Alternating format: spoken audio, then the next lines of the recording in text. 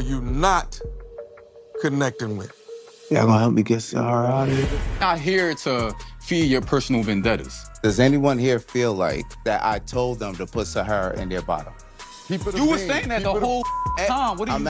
I'm sort of side-eyeing a number of people from this block party. I'm side-eyeing Tia. I know they made amends with Cisco, but the fact that a grown man was crying because of whatever conversation happened between the two of them, I didn't like that. I know he might... We all have standards of what we look for in a partner, but I didn't like how it came across. Whether it's the edit, whether it's the actual fact of what happened, I didn't like that. And then Fritz needs to go home. The ladies need to vote Fritz to go home because I don't think he's serious. I think he was there looking for a way to become an influencer, or whether he was looking to have his way around with the girls. And because the girls are holding his feet to the fire, now he started voting them to be dumped so that he has whatever he wants.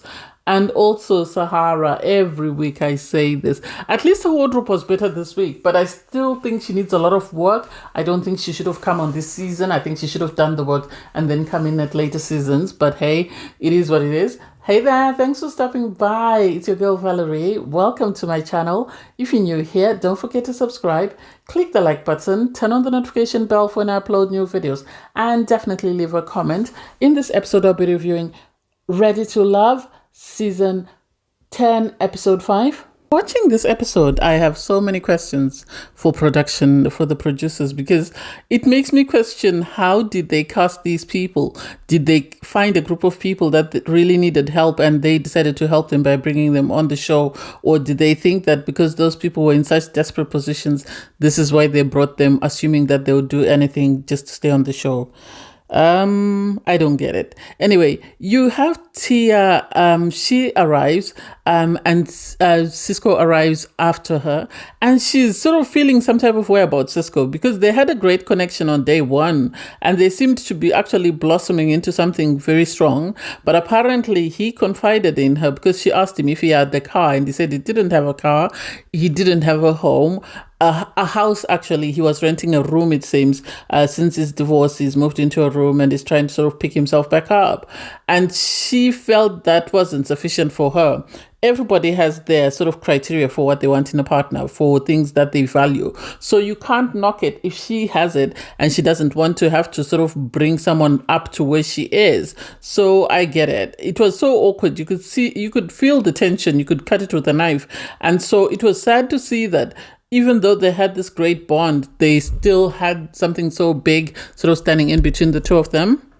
You have Kiara. Kiara is talking about Jay. Apparently Jay is a man. I didn't know that. Apparently Jay is her man. She really likes him, and so she gets jealous when she sees him with other people. And it's like, well, if he is your man, he's going to stand by you. Don't worry.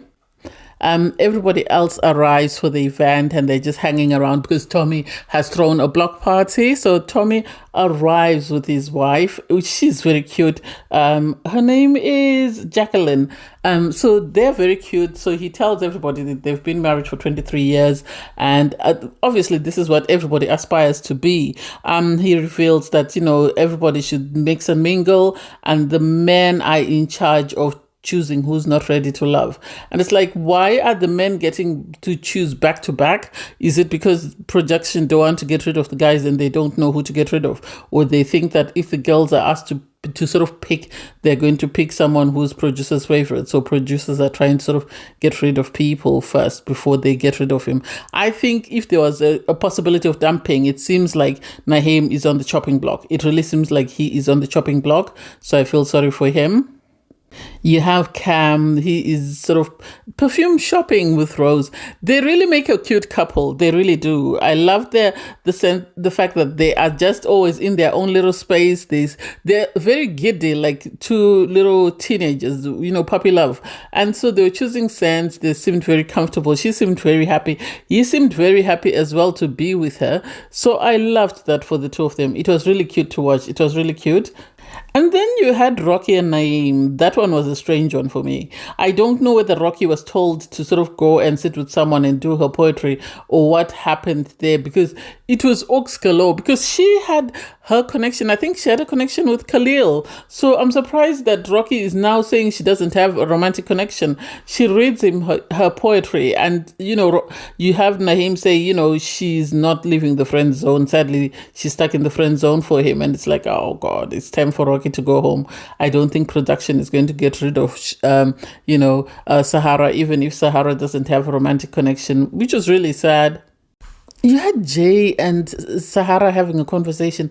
I didn't understand that connection. I really didn't, because to me it doesn't make sense. It really doesn't, because I thought that, she didn't have a connection there. So to see her having a conversation with Jay is something that I wasn't expecting. So I was just side-eyeing them, because I'm not sure whether this conversation is because they really like one another or whether it's Jay just being messy. You had Cam feeling some type of way. Apparently he feels jealous. And it's like, why are you feeling jealous? That's not your girl. You have someone sat beside you. So why would you be worried about somebody else? Yes, he says he had a great connection with Sarah on day one, but still, that's not his place to judge who Sahara talks to. At the end of the day, he has Rose and he needs to focus on Rose. And Shanice sort of having a conversation, they're flirting. Apparently they established a great connection during his house party, so it seems they've just been nurturing that connection and sort of trying to grow it. I think it's a lot of flirting. I think Shanice, I am a bit concerned with the way she dresses. I'm a bit concerned with how she sort of brings herself across, because she's sort of selling that sultry, sort of sexy image, and it's like, I don't know whether this is the side that you should be portraying, especially if you say you're looking for a life partner, you're looking for someone with stability. They seem very flirty and very giddly, and it's very rare because Fritz is very picky. He's always finding fault with the ladies. So to find him with someone that he actually likes was a pleasant surprise for me. It was a pleasant surprise. So they bought ice cream, and he spoon fed her, and then she kissed him on the lips. And then she turns around and says, oh, but I've also got a connection with Cisco, so I feel like I'm cheating on him. And it's like, do you like Fritz, or are you using him to make Cisco jealous? Or is it the other way around? Because you can't say you feel like you're cheating on someone when you know the purpose of this is for you to explore as many connections as possible until you find your person. I didn't get that. Cisco on his part finally gets an opportunity to speak to Tay, and he just explains to her. I think sitting down with sort of Naeem and having a conversation with Naeem was very fundamental for him, because it helped him sort of process some of the emotions that he was feeling and how upset he was in regards, his connection with Tay and how she had responded to him saying that, he didn't have a home and he didn't have a car. So I like that they discussed it. It seems, according to Tay, Cisco possesses the qualities that she's looking for in a guy. The sad bet is that he doesn't have the stability that she wants. So he's got the qualities, but no stability. So now she has to choose which is more important to her, stability or qualities. It seems you can't seem to get both of them. I think if he has a roadmap of where he's going, and if he has a track record of what he's done before, then I'm happy to go with instability as long as I'm stable. But if he doesn't have stability, he doesn't have any previous reference point to say this is what is accomplished, then I would say to her, keep it stepping. She says she's open to continue to explore the connection. I love that for her. Let's see how far that goes. You have Rocky sit down for a chat with Fritz and Cam. I think this was a mistake, because Khalil, I haven't seen him on this. I've seen Hussein, I've seen everybody else, but I haven't seen Khalil. So I don't know where Khalil is, whether he was working or whatever happened with him. So Rocky's sort of asking, she's had a conversation with Kuli, and Kuli has told her that it seems Fritz is exploring, poly life. So she starts the conversation, and then suddenly they fall into that poly lifestyle. And sadly, I think this is the thing that will sign the ticket for Rocky to go home, because Fritz has found a way to pick at every single woman. He's found a fault with them, irregardless of whether it was anything serious or not. So the idea that he's now saying she's too loud, that's the same excuse he gave for Sahara. Now he's giving the same excuse for Rocky. It's like, what is it? What type of woman exactly do you want? Everybody's loud. then why don't you go and manufacture your own type of lady that is not as loud and that will do and say everything you wanted to say? Because it seems anybody who sort of challenges you or anybody who says things that you don't like, you have a problem. He even had a problem with Cooley because he said Cooley keeps questioning me about, this poly life. And it's like, well, in that case, maybe this is not the place for you, buddy. Fritz, you need to go home. So you have Eddie having a conversation with Cooley. They've always had this great connection with Cooley. And I think even when they went on a group date, was it with Jay or Fritz? I don't remember. Last week, they really seemed to connect. They really seemed to have this amazing bond. And you suddenly had Angie feeling jealous. This is the problem when you go on shows like Love is Blind and, Ready to Love, in the sense that you're dating multiple people, but then some people become territorial when it's not your time to become territorial. Unless you are confirmed that you're a couple or unless you've proposed to someone, you can't claim them as your person. I think Cooley was doing a bit too much. For her to want to kiss him was a bit too much in front of everyone, because that sort of cheapens it in a way. It makes it seem like all it is about is just people wanting to bang. Because when he refused, you had Cooley walk off. She was upset. Angie was feeling some type of way because she didn't understand why they were being so cuddly and so touchy feely. And then you had, Eddie speaking to Jay and telling Jay that, I feel some type of way because, Cooley asked me for a kiss and this is not the right space to kiss. And it's like, so have the two of you been kissing in private, or is this the first time the two of you are kissing? Why are you saying this is not the right place? All I can think of is the fact that maybe you two have been doing it in private, or you've given each other the impression that you're exclusive, and suddenly now somebody's feelings are hurt because, you've been told that this is what you've done, or you've caught you're starting to catch feelings and the other person hasn't yet caught feelings. Or I feel like Eddie is sort of stuck between Angie and Cooley and he's trying not to upset either, and sadly he's upset both girls by saying no. So Tommy arrives and reveals that they are going to play a game whereby the ladies are going to be answering the questions while the guys are standing. And so they get to sort of ring the bell for the person they think the question belongs to. And the two ladies with the highest points will get to go on dates with two guys of their choice, individual dates. And I'm side-eyeing it because I think the producers are going to send who they feel will create more drama and more toxicity. Anyway, the first question is, this man says the craziest place he's had sex is in a funeral home. And you have Tay runs and rings name. It's revealed his name. Everybody's not surprised. He's already got 5 babies, so people know that he does what he wants. And he says it's because he was working in a funeral home. That's why he did it, because he had someone with him and they were hot and heavy. And it's like, that's a bit scary. Anyway, to each their own. Next question. This world traveler has had sex on a crowded beach in Puerto Rico. And the ladies, it rings Cisco's bell because she's saying she wants to get this date, so she'll do anything and everything to win. This man expresses love through words and thoughtful gifts. It's revealed it's Eddie, and Sahara is the one who rang his bell. This man handles stress by working out, and it's revealed it's Khalil.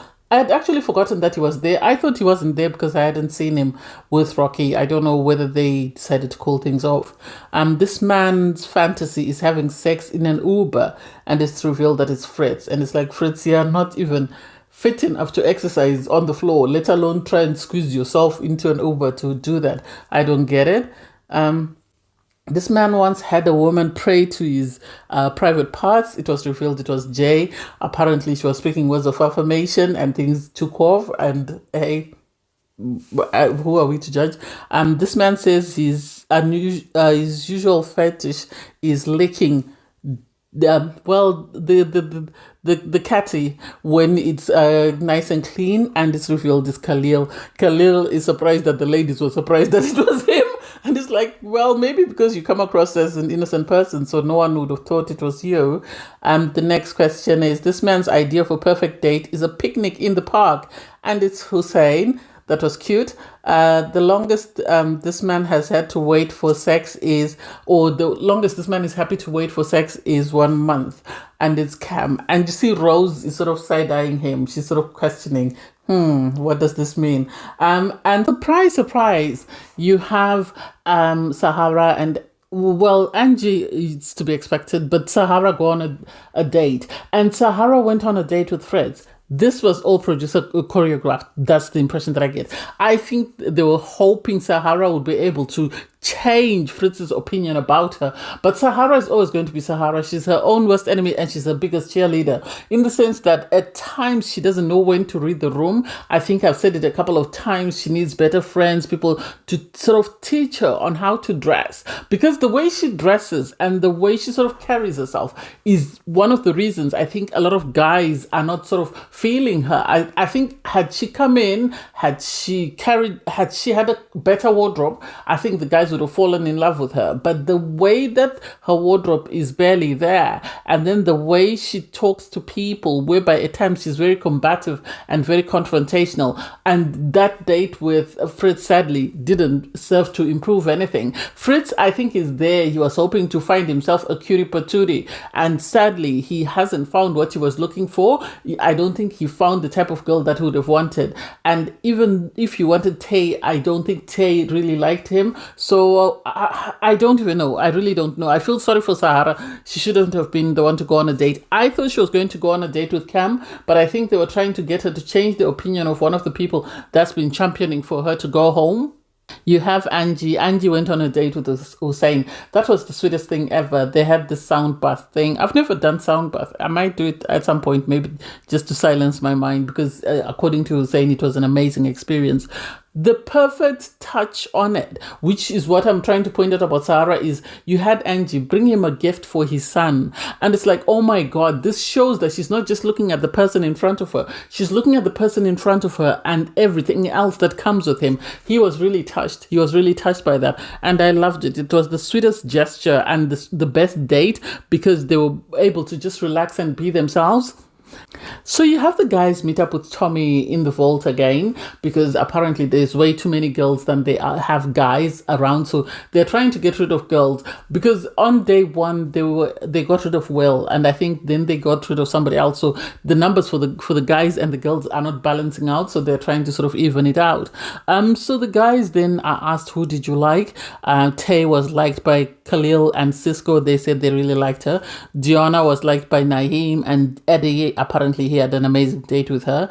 Jay is saying his number one is Kiara, so he really likes Kiara and is having an amazing time. Hussein's mind was changed by Angie, by the gift that she gave him, and that opened him up and he really likes her. Shanice, apparently she has a connection with Fritz, but he doesn't quite understand where they're going with that. I think Shanice is over-sexualizing herself. I think she needs to tone it down a bit. But then, hey, who am I? Rose was really liked by... Well, Cam said he really liked Rose and Sahara. Cam has been championing for Sahara. I think he knows her story and he really is trying to empathize and trying to give her a very good shot, because when you see him with both girls, I think his connection with Rose seems more authentic and more genuine. Hey. Anyway, the guys are then asked, who are you not feeling?